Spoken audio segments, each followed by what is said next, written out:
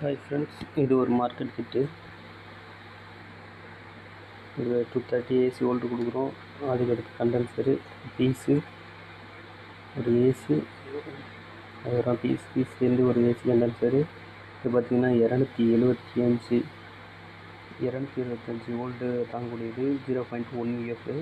அடுத்து பார்த்திங்கன்னா இந்த காயிலு ஒரு ரெஜிஸ்டர் போட்டு அடுத்து காயிலில் கொடுக்குறாங்க. அடுத்து டிகாசி போட்டு அதுக்கப்புறம் நமக்கு 4 டயோடு போட்டு ரெக்டிஃபை பண்ணிட்டு அதுக்கப்புறம் அந்த கண்டென்சருக்கு கொடுக்குறாங்க, மெயின் கண்டென்சருக்கு. இது பார்த்திங்கன்னா 450 வோல்ட்டு. இதில் வந்து 220 EFல வந்து 450 வோல்ட்டு போட்டிருந்தாங்க. நீங்கள் 100 EF இருந்தாலும் சரி, 150 EF இருந்தாலும் சரி, எதுனாலும் போட்டுக்கலாம். பட் 400 வோல்ட்டு இருக்கணும். அதை கரெக்டாக பார்த்துக்கலாம். இல்லைன்னா 450 வோல்ட்டு கூட போட்டுக்கலாம், நோ ப்ராப்ளம். அதை போட்டுட்டு அதுக்கடுத்து பார்த்திங்கன்னா ஒரு ரெசிஸ்டன்ஸ் போட்டு அதுக்கப்புறம் ஒரு டிஸ்க்கு போட்டு அதுக்கப்புறம் எஸ்எம்எஸ் கொடுத்து அதுக்கு இந்த டிரான்ஸ்ஃபார்மர் எடுத்து அதுக்கு அடுத்தபடியாக பார்த்திங்கன்னா இங்கிட்ட ஒரு 4 டயோடு வரும். இதில் பார்த்திங்கன்னா ஒன்று வந்து 110 வோல்ட்டு, அதுக்கப்புறம் ஒரு 27 அல்லது ஒரு 30 வோல்ட்டுக்குள்ளே வரும் வெர்டிகல் வோல்ட்டு. அதுக்கடுத்து பார்த்திங்கன்னா பல்ஸ் வோல்ட்டு, அதுக்கப்புறம் ஆடியோ வோல்ட்டு.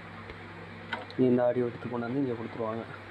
அடுத்து இதோடைய பல்ஸ் வோல்ட் எடுத்து கொண்டாந்து இங்கே ஆக்சிலேஷன் கொடுத்துருவாங்க. இதோட டாப் வியூ.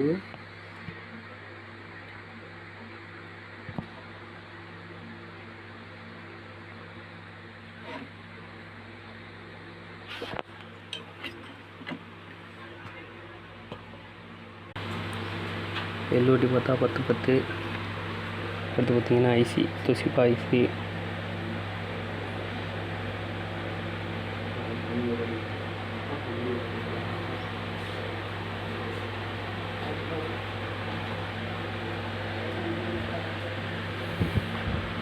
அதுக்கு அடுத்து பார்த்திங்கன்னா நெக் போர்டோட டாப் வியூ பார்த்திங்கன்னா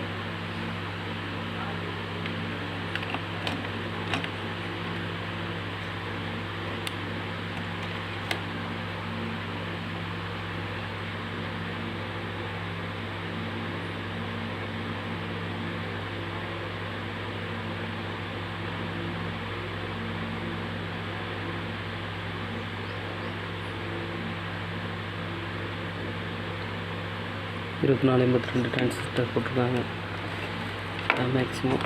இதில் வந்து நம்ம அந்த பிஎஃப்